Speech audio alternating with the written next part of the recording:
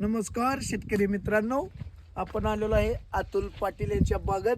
त्यांच्या बागेत तुम्हाला करपा आणि वायरसचं एकही झाड दिसतंय का बघा. ते काय जुगाड केले ते आपण पाटील साहेबांनाच विचारू. सांगा पाटील साहेब, तुम्ही काय काय नमस्कार. केलं? मी अतुल अरुण पाटील.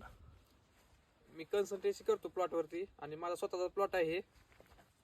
आपण याला पहिल्यांदा पाण्याचं मॅनेजमेंट व्यवस्थित केलेलं आहे.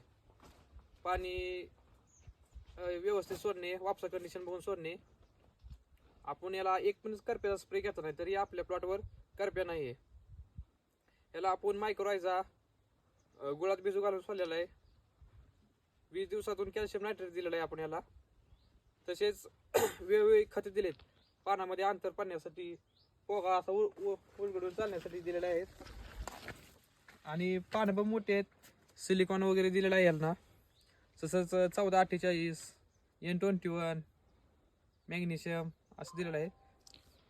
पाटील साहेब, तुमच्या केळीवरती व्हायरस वगैरे दिसत नाही बघा. व्हायरससाठी काय घेतलेलं आहे पाटील साहेब? व्हायरससाठी आपण सुरुवातीला काय केलं, 2 महिन्याची केळ असतानाच आपण प्रिव्हेंटिव्ह म्हणून टाटा मानिक वगैरे पोगो भरणी केलत्या. त्यामुळे आपल्या व्हायरस आलाच नाही प्लॉटला.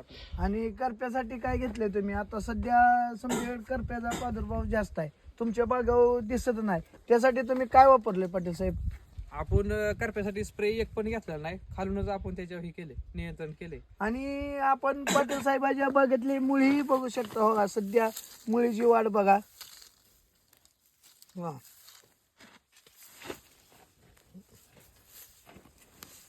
मुळी किती वाढली ती तुम्ही बघा.